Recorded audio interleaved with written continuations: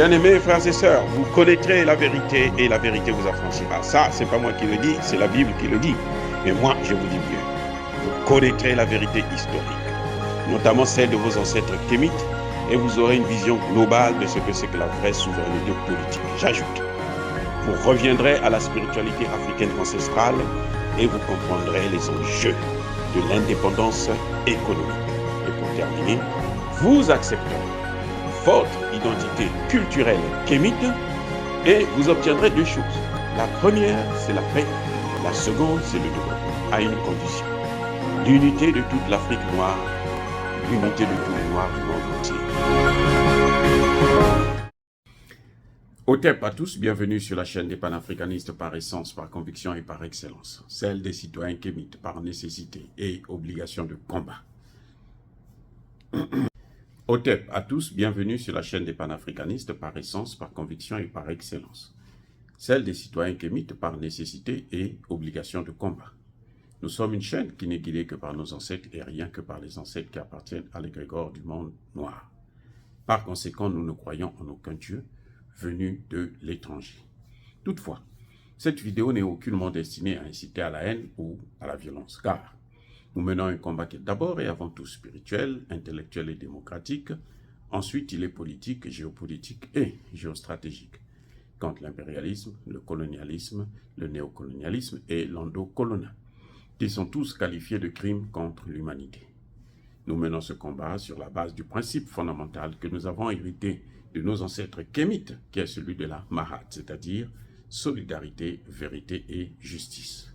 Vous êtes donc en droit de connaître la vérité. Nous avons l'obligation de vous dire la vérité, rien que la vérité, afin que justice soit rendue au continent africain. Et ça, c'est notre modeste contribution dans cette noble lutte en faveur de la souveraineté, la dignité, la solidarité et l'unité africaine. C'est exactement ça que nous appelons le panafricanisme. Bien-aimés frères et sœurs, je vous ai dit que dernièrement que Ousmane Sonko a porté plainte en France contre le président Macky Sall. Ousmane Sonko a aussi saisi la Cour pénale internationale via son avocat. Demandez-moi qui est son avocat. L'avocat là s'appelle Juan Branco. C'est un franco-espagnol. Eh oui, ce n'est pas un Sénégalais, c'est un franco-espagnol. Il a âgé, je crois, de 33 ans, né en 1989. C'est un journaliste. Son père est un cinéaste, un producteur de cinéma. Donc lui-même, c'est probablement un cinéaste. Donc, qui vous connaissez, qui a fait le cinéma, qui est trop bon dans l'exécution des tâches que lui donnent les puissances occidentales, notamment les États-Unis d'Amérique et les pays européens. Vous ne connaissez pas quelqu'un qui est, il est très bon, il exécute bien les ordres, il travaille très bien. Et il est prêt à sacrifier jusqu'au dernier. Ukrainien, M. Zelensky. Mais ce n'est pas tout. Qui d'autre vous connaissez qui a fait justement la télévision, le machin et autres, et qui exécute, qui est prêt à prendre, qui a fait de son pays, mais alors un paillasson des États-Unis. Emmanuel Macron. Les mondialistes là, ils aiment des gens comme ça. C'est-à-dire que les gens qui passent à la télévision, qui savent manipuler les médias, ils adorent ça. Et donc, ce Yuan-là, il doit exécuter le même ordre. Maintenant, j'ai essayé de regarder, fouiller un peu son histoire. Je n'ai pas vu une de ses traces au Sénégal. Comment Ousmane Sonko est rentré en contact avec lui pour le prendre comme avocat? Comment? Est-ce que Ousmane Sonko, vous avez dit qu'il était en contact avec des avocats français, espagnols ou portugais, je ne sais pas. En tout cas, il est né en Espagne. Est-ce que Ousmane Sonko, vous avez dit ça? Non. Vous allez me dire qu'il y a les réseaux sociaux. Oui, très bien. Les réseaux sociaux, là, tu ne peux pas prendre un avocat, quelqu'un qui te conseille, sur qui tu comptes. Tu mets ta vie dans ses mains, sur le plan juridique, que tu n'as jamais vu. C'est un peu dur, hein? Il faut que ce soit quelque chose, que ça se passe dans les réseaux. Ousmane Sonko a cherché tous les avocats sénégalais, là, en France, là. Mais il y a plein d'avocats sénégalais en France, des hommes et des femmes. Au Sénégal, n'en parlons même plus. Il a cherché des avocats, il n'a pas trouvé. Il est allé prendre ce garçon-là, de 33 ans, qui va plaider pour lui, ou à la Cour pénale internationale. Qui peut, on sait très bien que la Cour pénale internationale reçoit seulement les États. La Cour pénale internationale ne reçoit pas les individus. Ce sont les États qui portent plainte. Donc si cet avocat porte plainte, c'est parce qu'il sait qu'il y a un État qui va le soutenir. Les gars, écoutez, il sait qu'il y a un État qui est derrière lui. Il a un parapluie.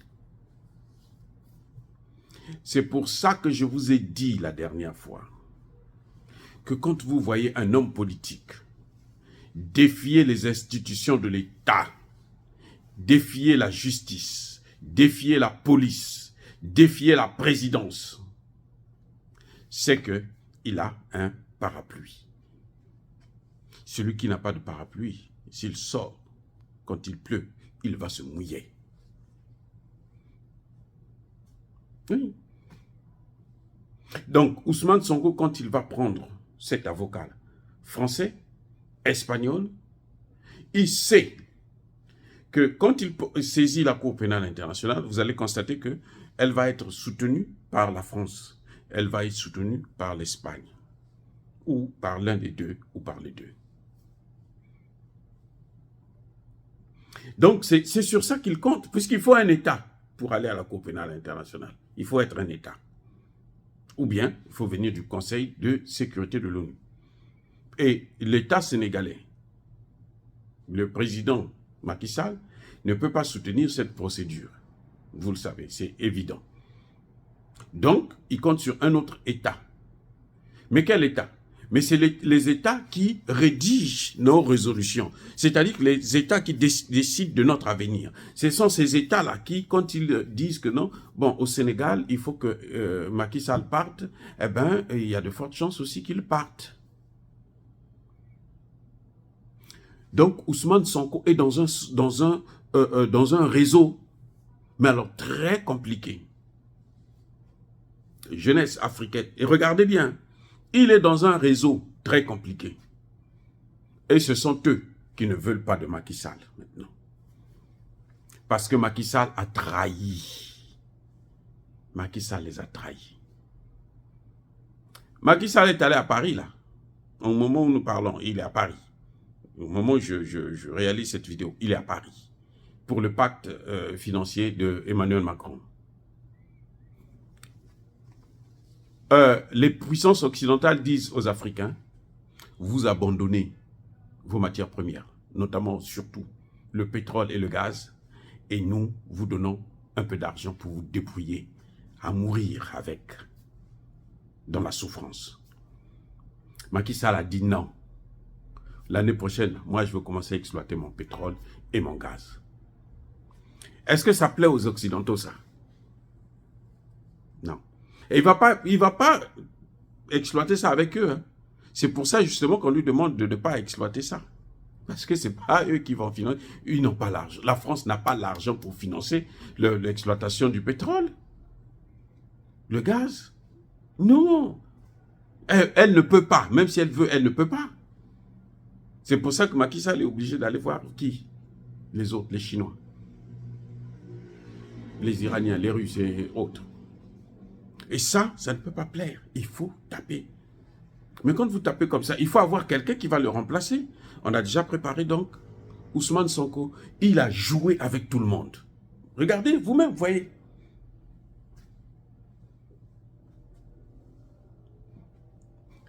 Est-ce que vous avez vu cet avocat-là quand il venait au Sénégal? Ça veut dire qu'ils ont des intermédiaires. Vous avez déjà vu Georges Soros en Afrique? Dans quel pays? Et pourtant, il est influent en Afrique.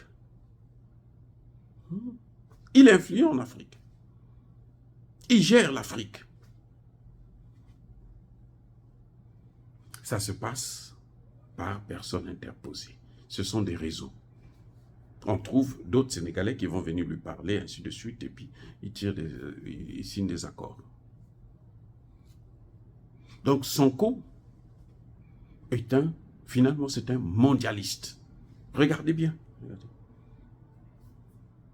Il va prendre un avocat mondialiste. Il est journaliste. C'est un homme des médias. Et qui présente, qui porte plainte, qui engage une procédure dont il sait que ce n'est pas une procédure individuelle, c'est étatique. Quel est l'État qui va le soutenir? Ce n'est pas le Sénégal, puisqu'il porte plainte contre l'État sénégalais, contre le président du Sénégal.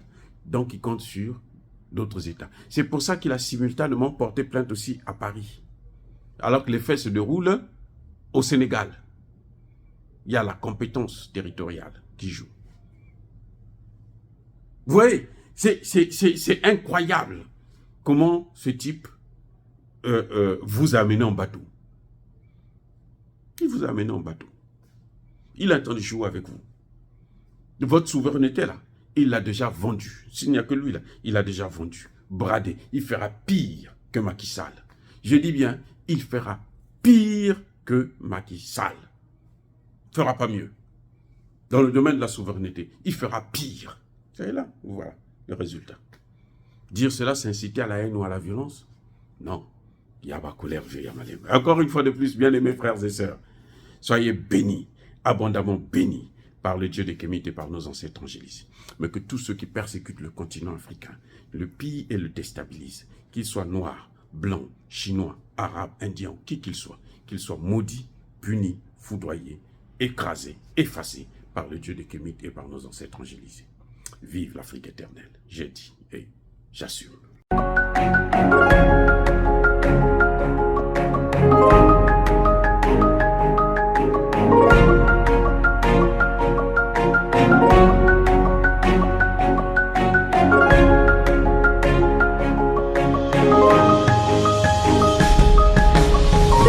Eux, ils marchent par la foi et non par la vue. Mais moi, je vous conseille vivement de marcher par la connaissance scientifique et historique, notamment celle de nos ancêtres kémites, par les 5 sens et par l'intelligence. À vous, à Pierre.